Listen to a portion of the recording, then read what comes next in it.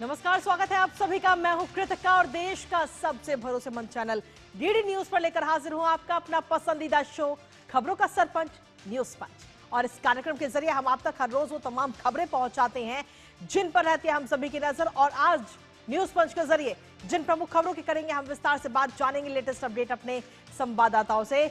सबसे पहले एक नजर डालेंगे उन प्रमुख खबरों पर। तो आज न्यूज पंच के जरिए बात होगी दिल्ली की, जहां आपको बता दें कि एक बार फिर से यू स्पेशल बसें जो हैं वो दिल्ली में लौट आई हैं। यू स्पेशल मतलब यूनिवर्सिटी स्पेशल ये बसें। और ये बसें जब लौट आई हैं तो इनमें खाली ये बसें नहीं लौटी, बल्कि कई सारी आधुनिक सुविधाओं को लेकर ये बसें वापस लौटी हैं। आखिर क्या कुछ है इन बसों में सुविधाएं, बताएंगे आपको। इसके साथ ही जो दूसरी प्रमुख खबर वो बिहार से। जी हां, बिहार में इस समय हाई अलर्ट जारी किया गया है और जो सुरक्षा है वो इस वक्त चाक चौबंद है। लेकिन आखिर इसके पीछे वजह क्या है, क्योंकि विधानसभा चुनावों का तो अभी ऐलान हुआ नहीं है। आखिर क्या प्रमुख वजह है इस हाई अलर्ट की, बताएंगे इस खबर के बारे में भी आपको।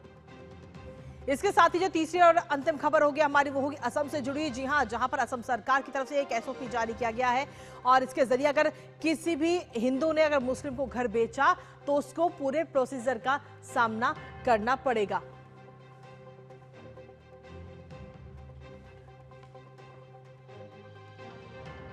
तो आखिर क्या इसकी पूरी एसओपी है, क्या प्रोसीजर है, बताएंगे इस खबर के बारे में भी विस्तार से आपको। तो चलिए शुरुआत करते हैं न्यूज पंच की पहली और प्रमुख खबर के साथ, जहां आपको बता दें कि बिहार इस समय दो बड़े कारणों की वजह से सुर्खियों में है। एक तरफ विधानसभा चुनाव की तैयारियां जोरों पर है, तो वहीं दूसरी ओर सुरक्षा एजेंसियों की चिंता बढ़ा देने वाली खबर इस वक्त सामने आ चुकी है। पाकिस्तान के आतंकवादी संगठन जैश ए मोहम्मद के 3 आतंकी नेपाल बॉर्डर पार करके बिहार में घुस चुके हैं। हालांकि इनके नाम और तस्वीरें भी जारी की जा चुकी है, जो इस वक्त आप टीवी स्क्रीन पर भी देख रहे हैं। और इनके नाम है हसनैन अली, जो कि रावलपिंडी का रहने वाला है, आदिल हुसैन, जो कि उमरकोट का रहने वाला है, और मोहम्मद उस्मान, जो पाकिस्तान के बहावलपुर का रहने वाला है। अब ये तीनों ही पाकिस्तानी नागरिक बिहार चुनाव से पहले कहीं ना कहीं बड़ा खेल करने के इरादे से इस वक्त बिहार में घुसे हैं, या फिर क्या इनका प्लान कुछ और है। ये तमाम सवाल इस वक्त हर किसी के जहन में है और बहुत जल्द इनके जवाब भी मिल जाएंगे। इनको पकड़ने के बाद ये साफ हो जाएगा कि इनके बिहार आने की वजह क्या है, क्यों उन्होंने इस तरीके से एंट्री की। हालांकि इस खबर के सामने आते ही पूरे बिहार राज्य में हाई अलर्ट भी घोषित कर दिया गया है। करेंगे चर्चा अपने संवाददाता से, लेकिन उससे पहले आपको दिखाते हैं बिहार में आतंकी हमले की साजिश। तो जी हां, बिहार में आतंकियों को लेकर इस वक्त अलर्ट जारी किया गया है, जहां नेपाल के रास्ते 3 जैश के आतंकी इस वक्त घुस चुके हैं। बिहार पुलिस ने ये बड़ा अलर्ट इस वक्त जारी किया है। बताया जा रहा है कि ये तीनों आतंकियों के नाम भी जारी कर दिए गए हैं, तस्वीर भी जारी कर दी गई है। जैश ए मोहम्मद के ये 3 आतंकी जो कि नेपाल के रास्ते बिहार में इस समय घुस चुके हैं। और बिहार की अगर हम बात करें तो इस समय बिहार में विधानसभा चुनावों को लेकर तमाम तैयारियां जोरों शोरों से की जा रही है। पुलिस ने आतंकियों के नाम और तस्वीरें जारी की जा चुकी है। तो अगर आप भी बिहार में रहते हैं और आपको अपने आसपास कहीं भी इन तीनों में से कोई भी शख्स नजर आता है तो आप तुरंत इसके बारे में पुलिस को जानकारी दें। इसके साथ ही आतंकियों के पासपोर्ट से जुड़ी हुई जानकारी भी पुलिस की तरफ से साझा की गई है। और साथ ही आपको बता दें कि इस समय अब बिहार में आतंकी हमले की साजिश तो कहीं ना कहीं नजर आ रही है। और हमारे साथ हमारे सहयोगी मधुरेश इस वक्त जुड़ गए हैं, सीधा उनका रुख करते हैं ताजा अपडेट के लिए। मधुरेश, क्या कुछ ताजा अपडेट है आपके पास में इस समय? ये अलर्ट इस वक्त जारी किया गया है बिहार के अंदर। हाँ, देखिए, आज बिहार पुलिस को बड़ी इनपुट मिली है। जैश ए मोहम्मद के 3 आतंकवादी बिहार में घुसे हैं, ऐसा इनपुट मिला। अगस्त के महीने में ये तीनों आतंकी बिहार में आए थे और नेपाल बॉर्डर से ये आतंकी बिहार में घुसे थे। बड़ी बात यह है कि बिहार और नेपाल का जो बॉर्डर है वो, नेपाल चूंकि मैत्री देश है इसलिए वहां पर बॉर्डर पे कोई फेंसिंग नहीं है और वहां इजिली कहीं आप आना जाना कर सकते हैं। हालांकि एसएसपी के जो जवान हैं वो अलग अलग जगह पे चेक पोस्ट उनका लगा हुआ है। इसके बाद जो सेकंड लेयर में है वो बिहार पुलिस के जवान रहते हैं और इसके बाद ही इंटेलिजेंस जो है वहां पर इंटेलिजेंस के जो टीम है वो एक्टिव रहती है। तो बड़ी बात ये है कि उनके एक्टिवनेस के कारण ही ये पता चल पाया है कि 3 जो आतंकी हैं वो बिहार में घुसे हैं। बड़ी बात यह भी है कि ऐसे वक्त में घुसे हैं जब बिहार में विधानसभा चुनाव की घोषणा कुछ दिनों में होने वाली है और दूसरी तरफ दुर्गा पूजा का जो त्योहार है जो बिहार में बड़े स्तर पर मनाया जाता है, गांव से लेकर के शहरों तक में, वो भी बिल्कुल आने ही वाला है। ऐसे में बिहार पुलिस और आम लोगों के लिए ये बड़ी चिंता का विषय है। हालांकि ये स्केच जारी हो जाने के बाद समझा जा रहा है कि आम लोगों की भी मदद मिलेगी, लोग इन आतंकियों की पहचान में मदद कर पाएंगे। इसके साथ ही किस तरीके से सुरक्षा का ध्यान रखा जा रहा है, हाई अलर्ट किस तरीके से है, क्या गाड़ियों की चेकिंग वहां पर हो रही है या किस तरीके से निगरानी इस समय बढ़ाई गई है बिहार के अंदर? क्योंकि एक तरफ हम देखें तो बिहार के अंदर इस वक्त विपक्षी दल जो है वो रैली निकालते हुए भी नजर आ रहे हैं।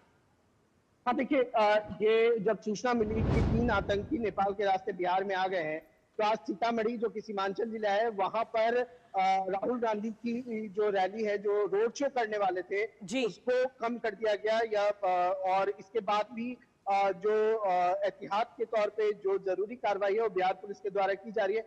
सीमांचल जिले जो है, जो आपका दरभंगा है, पूर्णिया है, सीतामढ़ी है, किशनगंज है, इसके अलावा सहरसा है, इन सारे जिलों में चौकसी बढ़ा दी गई है। सघन अभियान, चेकिंग अभियान चलाया जा रहा है, गाड़ियों की चेकिंग की जा रही है। इसके साथ ही जो इंटेलिजेंस है, जी। जो टीम है, उसको एक्टिव कर दिया गया है और बिना किसी लापरवाही के, जीरो एरर के साथ में इनपुट को इंटरप्रिटेट किया जा रहा है और जल्द से जल्द ये जो आतंकी है उनकी गिरफ्तारी और निशानदेही की तैयारी की जा रही है। चलिए, बहुत बहुत शुक्रिया मधुरेश, तमाम जानकारी और अपडेट्स हमारे साथ साझा करने के लिए। इस खबर से जुड़े और लगातार अपनी नजर आप बनाए रखिएगा। और इसी के साथ चलिए अब न्यूज पंच में रुक कर लेते हैं हमारी अब अगली महत्वपूर्ण खबर का। जी हां, जहां आपको बता दें कि दिल्ली यूनिवर्सिटी के छात्रों के लिए एक खुशखबरी सामने आ चुकी है। छात्र छात्राओं के लिए स्पेशल बसों की एक बार फिर से शुरुआत दिल्ली सरकार की तरफ से की गई है और जिसका नाम है यू स्पेशल बसें, यानी यूनिवर्सिटी स्पेशल बसें। और इस बार बदलाव ये है कि ये बसें छात्र छात्राएं यानी कि स्टूडेंट्स को सिर्फ सफर नहीं कराएंगी, बल्कि उनकी सुरक्षा, उनका मनोरंजन का भी पूरा ध्यान रखेंगी। छात्र छात्राएं अपनी मर्जी के हिसाब से गानों की सिफारिश कर सकते हैं, उन गानों को प्ले करा सकते हैं। हालांकि अभी ये पहला चरण है जिसे शुरू किया गया है और आगे इन बसों की संख्या भी और बढ़ाई जाएगी। दरअसल साल 2020 की बात है जब कोरोना काल था और उस समय बसों की संख्या कम होने की वजह से इसे बंद करना पड़ा था। पर अब एक बार फिर से इसकी वापसी हो चुकी है और वो भी आधुनिक सुविधाओं के साथ। आखिर इस यू स्पेशल बसों में क्या कुछ आधुनिक सुविधाएं मौजूद हैं, बताएंगे आपको, साथ ही करेंगे चर्चा अपने संवाददाता से। लेकिन उससे पहले आपको दिखाते हैं दिल्ली में दौड़ेगी यू स्पेशल बसें। तो जी हां, आपको बता दें कि दिल्ली में अब यू स्पेशल बसें यानी कि यूनिवर्सिटी स्पेशल बसें अब दौड़ती हुई नजर आएंगी और खास तौर पर दिल्ली यूनिवर्सिटी के जो छात्र छात्राएं हैं, स्टूडेंट्स हैं, उनको ध्यान में रखते हुए इसकी शुरुआत की गई है। और 1971 की दिवाली थी जब पहली बार इस बस सेवा को शुरू किया गया था और 90 के दशक में ये बसें काफी लोकप्रिय थी क्योंकि उस दौरान करीब 400 बसें जो सड़कों पर दौड़ती थी और उसमें करीब जानकारी मिली है कि 1,90,000 से ज्यादा छात्र जो है उस वक्त इन बसों का फायदा उठाते थे, इनकी सेवा लेते थे और इन बसों में सफर करते थे। इनका सफर आसान करने के लिए इन बसों को लाया गया था। लेकिन उसके बाद में साल 2020 में कोरोना काल था और उस दौरान बसों की संख्या भी काफी कम थी, जिसकी वजह से इन स्पेशल बसों को, जो छात्रों के लिए स्पेशल बसें चलाई जा रही हैं, उनको बंद करना पड़ा। नई और आधुनिक बसों के साथ अब एक बार फिर से यूनिवर्सिटी स्पेशल बसों की वापसी हो रही है और कई सुविधाओं के साथ ये यू स्पेशल बसें लेस है, कई सुविधाएं हैं इसके अंदर। और इन बसों की अगर हम बात करें तो अगर हम रूट्स की बात करें तो अभी फिलहाल बताया जा रहा है कि 25 रूटों पर ये बसें चलती हुई नजर आएंगी, लेकिन आगे इन रूट को भी और बढ़ाया भी जाएगा। और खास तौर पे दिल्ली यूनिवर्सिटी, जेएनयू और आईआईटी और साथ ही ऑफ कैंपस के कॉलेज के छात्र जो है उनके लिए खास तौर पर ये सुविधा होगी और बस का सफर अब बोरिंग नहीं होगा बल्कि दोस्ताना होगा और यादगार अनुभव भी होगा। ऐसे में मुख्यमंत्री रेखा गुप्ता की तरफ से आज इसकी शुरुआत की गई, झंडी दिखाकर इन सभी बसों को रवाना किया गया है। लेकिन इसके साथ ही रवाना करने के बाद दिल्ली की मुख्यमंत्री रेखा गुप्ता की तरफ से क्या कुछ कहा गया है और किस तरीके से दिल्ली यूनिवर्सिटी के स्टूडेंट्स को उन्होंने शुभकामनाएं दी है, बधाई दी है, आपको सुनाते हैं। मुझे खुशी है कि जनता की चुनी हुई भाजपा सरकार ने अपने छोटे से कार्यकाल में फिर से दिल्ली यूनिवर्सिटी में वो रौनक बढ़ाई जिसमें यू स्पेशल के माध्यम से बच्चे घर से यूनिवर्सिटी तक और यूनिवर्सिटी से घर तक आ जा पाएंगे। कॉलेजेस में इस बहुत ही सेफ, इकोनॉमिक और मॉडर्न ट्रांसपोर्टेशन के माध्यम से उनका आना जाना होगा। ये ना केवल दिल्ली यूनिवर्सिटी को वही पुराना सम्मान, वही पुरानी एनर्जी देने का काम है, बल्कि दिल्ली के पूरे ट्रांसपोर्टेशन को भी स्वच्छ हवा देने का काम करेगी। तो उन्होंने बताया कि आखिर ये बसें क्यों जरूरी थी और कितना सफर को अब ये आसान करेंगी, ये मुख्यमंत्री की तरफ से बताया गया। लेकिन इसके साथ ही इस यू स्पेशल बस में क्या कुछ और खास है, कितनी आधुनिक सुविधाओं से लैस है ये बस, वो भी आपको बताते हैं, फिर करेंगे चर्चा अपने संवाददाता से।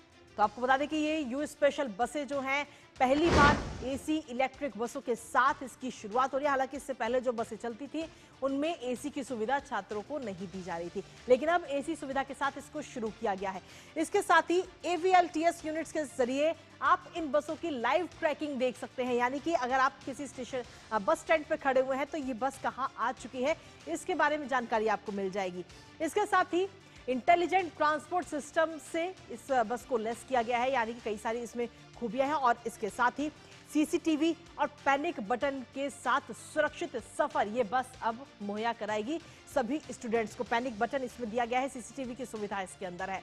और सिर्फ ये सुविधा नहीं, बल्कि इसके साथ ही मनोरंजन के साधन भी इस बस के अंदर मौजूद है। रेडियो इस बस के अंदर मौजूद है और जो छात्र, जो स्टूडेंट्स इस बस में सफर करेंगे वो व्हाट्सएप मैसेज के जरिए अपने गानों की फरमाइश कर सकते हैं, अपनी पसंद का गाना इन बसों में प्ले करा सकते हैं। शैक्षणिक कार्यक्रम और साथ ही जो तमाम जानकारी है वो भी इस दौरान इन बसों में प्ले की जाएगी, वो जानकारियां भी दी जाएंगी।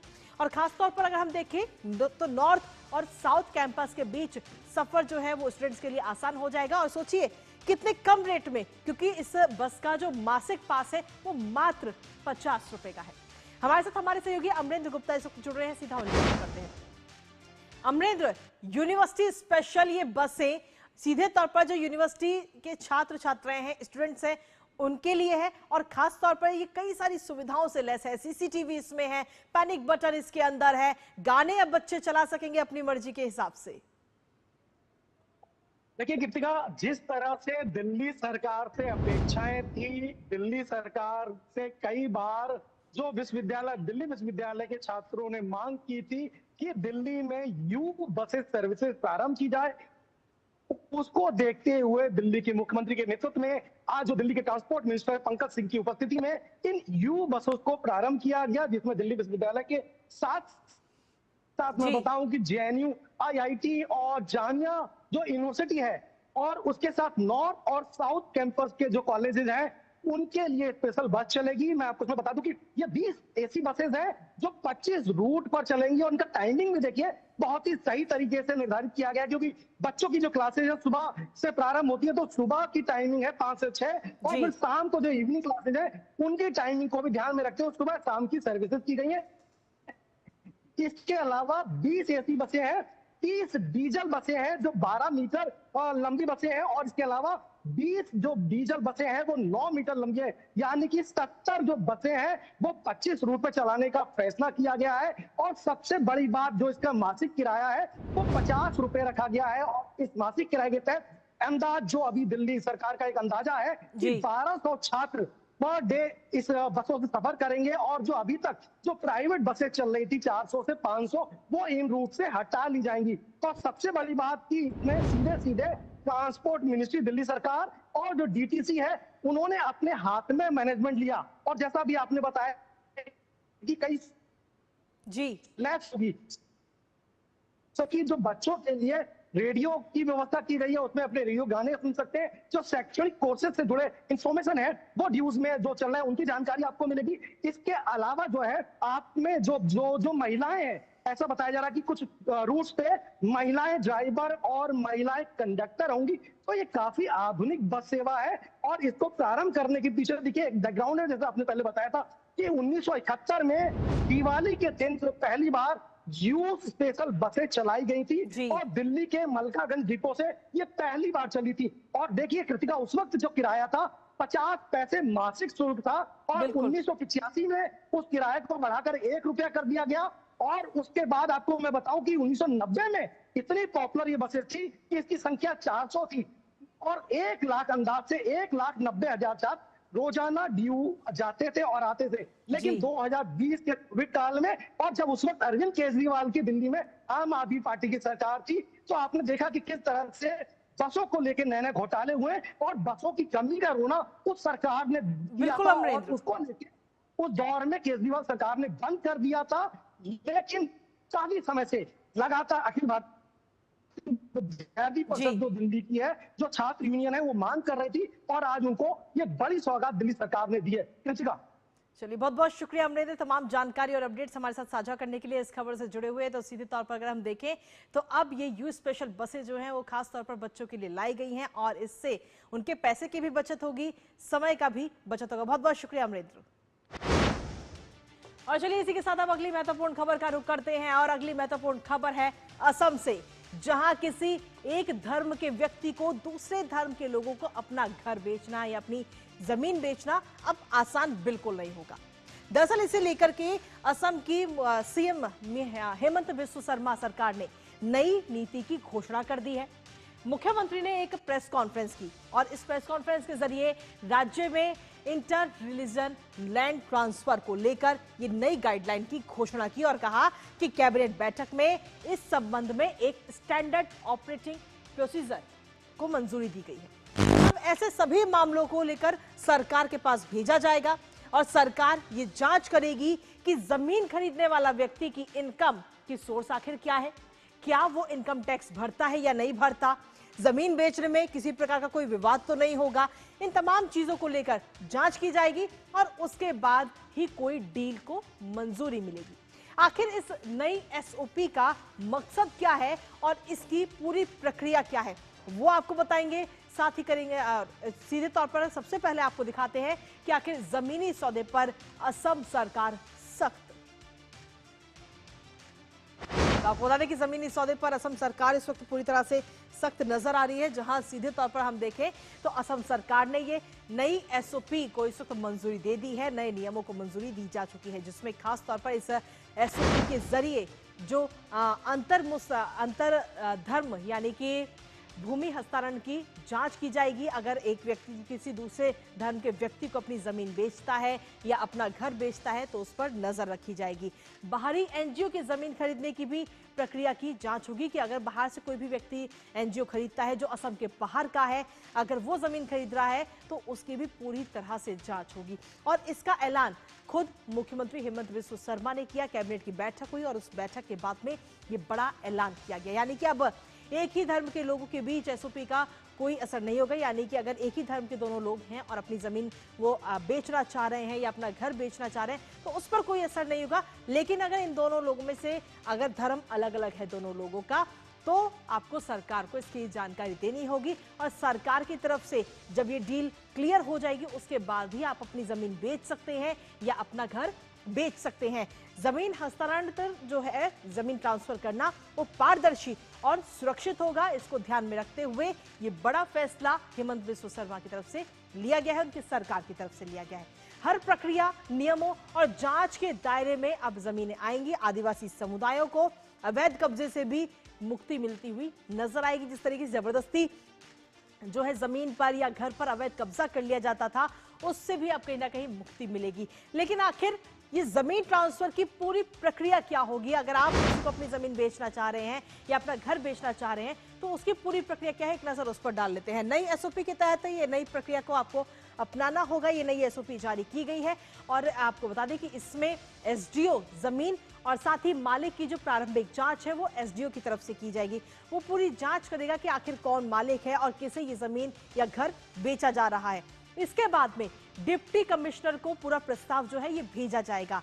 तो एसडीओ के बाद में डिप्टी कमिश्नर आता है और डिप्टी कमिश्नर को पूरी जानकारी इसकी दी जाएगी, जिसके बाद राजस्व विभाग और साथ ही पुलिस की जो स्पेशल ब्रांच की टीम है वो इसमें जांच करेगी और जो दोनों लोग, जो एक जना जमीन को बेच रहा है, घर को बेच रहा है और जो दूसरा व्यक्ति जो जमीन को खरीद रहा है, उन दोनों के पूरा बैकग्राउंड को जांच की जाएगी। स्पेशल ब्रांच की रिपोर्ट पर डिप्टी कमिश्नर अपना अंतिम निर्णय लेगा और जो भी अंतिम निर्णय डिप्टी कमिश्नर की तरफ से लिया जाएगा वही फाइनल होगा। यानी अगर डिप्टी कमिश्नर कह देते हैं कि आप ये जमीन नहीं बेच सकते तो आप जमीन नहीं बेच सकते हैं या घर नहीं बेच सकते हैं।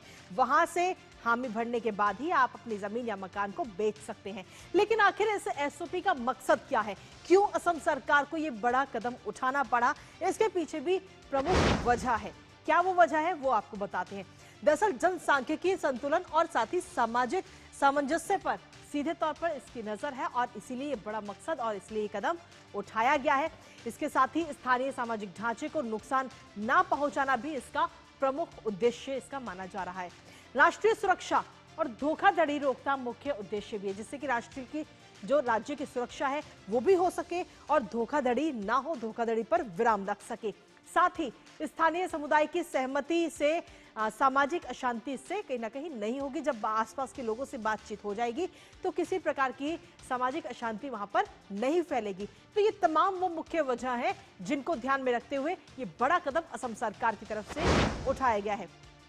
यानी कि कुल मिलाकर आप ये समझिए कि अगर दो लोग हैं असम में और वो अपना जमीन को बेचना चाहते हैं और एक व्यक्ति खरीदना चाहता है, तो अगर उन दोनों लोगों के धर्म अगर एक ही है, एक ही धर्म से वो ताल्लुक रखते हैं, तो फिर कोई दिक्कत नहीं है, किसी प्रकार की कोई परेशानी नहीं।